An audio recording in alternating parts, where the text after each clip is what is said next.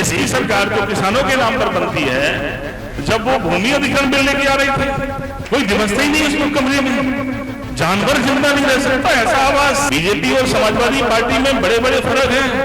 किसानों के बारे में ये लोग भाषण देते हैं, किसान चाहे ना चाहे, पर सरकार अपनी आवश्यकता के लिए किसान की जमीन को अधिकृत कर सकती है, कैसा कानून पास किया। लेकिन उत्तर प्रदेश के मुख्यमंत्री ने जब ये देखा कि ये कानून बन रहा है, वो अपनी विधानसभा में अपने प्रदेश के लिए कानून लेकर आते हैं। कर्जा किसान पर कितना भी हो उत्तर प्रदेश में, पर कोई विभाग किसान की जमीन को नीलाम नहीं कर सकता। या वोट किसी को बनाने की अकेली हैसियत नहीं रखता। तुम्हारा वोट इस देश और प्रदेश को बदलने की ताकत रखता है। ये विधायक दरोगा से पैसा लेंगे तो फिर जनता को तो बेचारों को अपमानित होना ही पड़ेगा। के लोग हारे जरूर हैं, लेकिन 80,000 लोगों ने वोट दिए कि विधानसभा में, लेकिन कांग्रेस पार्टी को 2-3 हजार वोट मिले। 50 सीटों पर सिर्फ बात हुई, लेकिन गठबंधन करते करते 125 सीटें हम लोगों ने दे दी।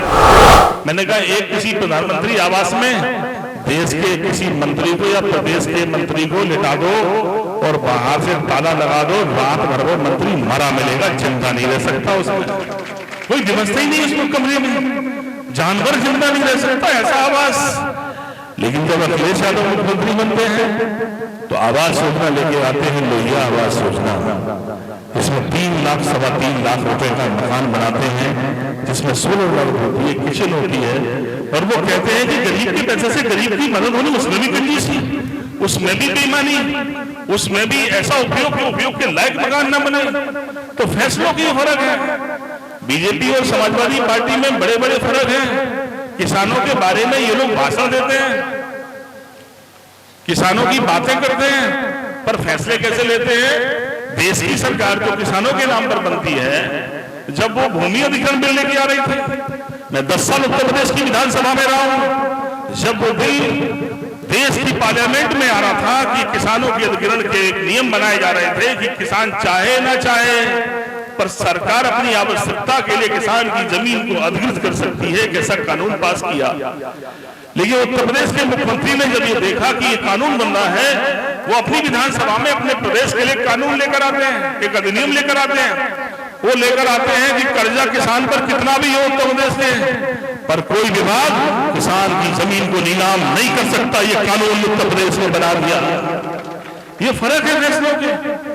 मैंने कहा कि हम लोग समाजवादी लोगों की कोशिश है कि तुम्हारे बजट का पैसा, जो तुम्हारी मेहनत की कमाई का पैसा है, तुम्हें उसकी चिंता रखनी पड़ेगी। तुम्हें यह चिंता रखनी पड़ेगी कि ये हेलीकॉप्टर निकल रहा ऊपर से, इसमें प्रदेश का मंत्री जा रहा है, तो तुम्हें चिंता करनी पड़ेगी, क्योंकि उस हेलीकॉप्टर में तुम्हारी मेहनत की गाड़ी कमाई का पेट्रोल लग रहा है, वो जल रहा है, तब ये हेलीकॉप्टर चल रहा है। अगर ये विज्ञापन चल रहे हैं, छपे हुए लगे बोर्डों पर, अगर टीवी में विज्ञापन चल रहा है और लाखों करोड़ों रुपए सरकार विज्ञापनों की दे रही है, तो तुम्हें चिंता करनी पड़ेगी कि ये विज्ञापन बेईमानों, हमारे खून पसीने के पैसे से तुम विज्ञापन निकाल रहे हो। यहाँ गांव में स्कूल नहीं है, मेरी बेटी की शादी का कोई इंतजाम नहीं है, यहाँ कर्ज में डूबे मरे जा रहे हैं हम लोग, और तुम हमारे पैसे से विज्ञापन चला रहे हो। जिस दिन गांव के लोगों तुम्हें ये जागृति आ जाएगी, उस दिन दुनिया की कोई ताकत तुम्हें गरीब नहीं रख सकती। पर इन बेईमानों को हमारी कमजोरियां मालूम है, इन्हें मालूम है कि तुम्हें कैसे, तुम्हारा वोट के पहले दिन तक, वोट डालने के दिन तक तुम्हें ये उम्मीद है, सपने तुम पालकर बैठते हो कि हमारा वोट अब की बार हमारी जिंदगी बदलेगा, हमारे बेटों की पढ़ाई, हमारे व्यवसाय, हमारा कर्जा खत्म करेगा ये वोट। कोई साधन है भी नहीं तुम्हारे पास। एक गांव के लोगों, बुजुर्ग लोगों ने तो नहीं समझी राजनीति, लेकिन नई पीढ़ी के लोगों मेरी बात सुन लेना, ये वो धरती का सत्य है जो तुम्हें स्वीकार करना पड़ेगा। तुम्हारा वोट किसी को बनाने की अकेली हैसियत नहीं रखता। तुम्हारा वोट इस देश और प्रदेश को बदलने की ताकत रखता है। बशर्ते उस वोट के बदले में हिसाब लेना सीख जाओ। तुम किसी नेता की मेहरबानी की जरूरत नहीं है तुम्हें। कोई सरकार तुम पर मेहरबानी नहीं कर सकती। तुम्हारे पैसे से तुम पर मदद हो रही है और मेहरबानी दिखा रहे हैं। वोट के पहले कहते हैं सेवक हैं हम, और जब सत्ता पहुंचाते हैं शासक की तरह बात करते हैं। बाबा साहब ने तुम्हें मालिक बनाया, वोट का अधिकार नहीं दिया, बल्कि इस देश की संपत्ति, सब चीजों में तुम मालिक के तरह अधिकार रखते हो। अगर कोई सरकार है तो वो सरकार तुम्हारी सेवक है। और कोई प्रशासनिक तंत्र है वो तुम्हारा सेवक का भी सेवक है, यानी गुलाम का गुलाम तिलाम। लेकिन देखो तो आप मालिक की हालत कैसी है। एक अधिकारी खड़ा हो जाए, बेचारा मालिक नीचे बैठा, अधिकारी कुर्सी पर बैठा है। ये अधिकारी भूल जा रहा है कि ये मालिक है जो नीचे बैठा है, इसकी मेहनत की कमाई से तनख्वाहें मिल रही है। बदल दिया स्वभाव। पुलिस वाले खड़े हो जा रहे चेकिंग करने के नाम पर, और चेकिंग के नाम पर ऐसे अपमानित कर रहे हो जैसे मालिक हो ये। क्या संविधान ने इन्हें ये अधिकार दे दिया? क्या बाबा साहब के लिखे संविधानों में क्या उनके पास ये अधिकार था कि तुम किसी को भी बिना कारण अपमानित कर सकते हो? ये अपराध की श्रेणी में आता है, उस पर मुकदमा लिखाया जा सकता है। आप बिना कारण किसी को परेशान नहीं कर सकते, व्यवस्था के नाम पर अपमानित नहीं कर सकते। लेकिन हमने देखा यहाँ जब यहाँ के विधायक दरोगा से पैसा लेंगे तो फिर जनता को तो बेचारों को अपमानित होना ही पड़ेगा। जब तुम्हारे अंदर ही ईमान मरा हुआ है तो कैसे तुम संविधान से जीने की बात कर सकते हो? मैं तो सिर्फ आपसे कहने आया हूं कि बहुत दिन तक संकट काटा है आपने, समय के बाद ये समय फिर बहुत महत्वपूर्ण है। दोनों दलों के बीच में बड़ा मुकाबला है। भीड़ का हिस्सा तो किसी को बना सकते हो, लेकिन निवाड़ी के लोगों तुम वो हालात नहीं बना सकते हो कि भोपाल में कौन बैठेगा ये तय करने का पावर ही तुम्हारे हाथ में हो सकता है। तुमने सबको मौका दिया। समाजवादी पार्टी के साथ हालात भी ऐसे हैं। मैंने कहा गठबंधन में हम लोग जा सकते हैं, मैं खुली बात करता हूं, लेकिन गठबंधन मेहरबानियों से नहीं होता। अगर कांग्रेस हमारा यहां साथ देगी तो हम वहां कांग्रेस का साथ देंगे। जानते हो क्या स्थिति है?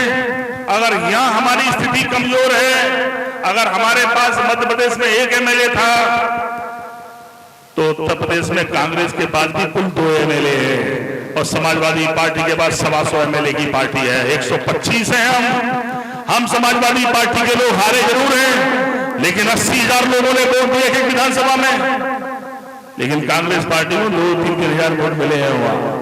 अगर कांग्रेस हमारा साथ यहाँ देगी तो उसके वहां जिताने के लिए हम भी जान लगा देंगे, हम भी वहां उनके लिए रास्ता बना देंगे। हमारे नेता का स्वभाव भी भगवान कृष्ण की तरह है। कहते नहीं है भगवान कृष्ण और सुदामा की मित्रता की वो दास्तान जो पूरी दुनिया में अपने आप में मिसाल है। कहते थे दोस्ती में भगवान कृष्ण सब कुछ दिए दे रहे थे। यदि उनकी पत्नी उनका हाथ ना रोकती तो कहते भगवान कृष्ण सब कुछ दिए दे रहे थे। 2 मुट्ठी तो खाई नहीं, 2 तो दे दिया था, अपना ही दिया था। ऐसे ही दोस्ती रिश्ते अखिलेश यादव भी बांधते हैं। अखिलेश यादव बहुजन समाज पार्टी के साथ गठबंधन में गए, उन्हें 10 सीट दिए, कुल 5 रह गए, पर दोस्ती निभाने में पीछे नहीं रहती। समाजवादी पार्टी ने भगवान कृष्ण की तरह दोस्ती निभाई।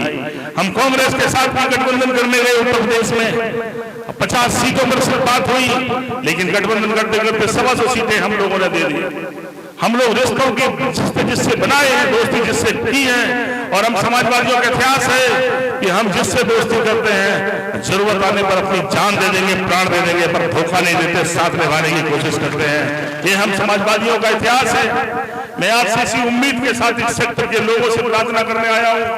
ये लड़ाई मामूली नहीं है, ये लड़ाई जीवन को बदलने वाली बहुत महत्वपूर्ण लड़ाई है। इस लड़ाई में हालात भी अच्छे हैं। पिछली बार तो इन लोगों ने साजिश कर दी थी, 5-7-8 हजार वोट से हमें हरा दिया था, लेकिन मैं तुमसे प्रार्थना करना चाहता हूं, आगाह भी करना चाहता हूं, इस बार तुम्हें कोशिश करनी होगी उससे बेहतर कैसे हो। मैं आपसे वादा कर सकता हूं इस मंच के मार्फत, बहुत दिन तुमने संघर्ष झेला है। अगर भगवान ने मौका दिया, जो हालात हैं इस समय कि समाजवादी पार्टी के बगैर अब कोई सरकार नहीं बनने जा रही है, और सरकार समाजवादी पार्टी के सहारे बन गई, तो 50 साल का हिसाब 5 साल में चुकता करके जमीन में उतार दूंगा, वरना राजनीति छोड़ दूंगा। ये वादा मैं तुमसे बीच में करके जा रहा हूँ। मुझे भरोसा अपने साथियों पर है, बुजुर्गों पर है।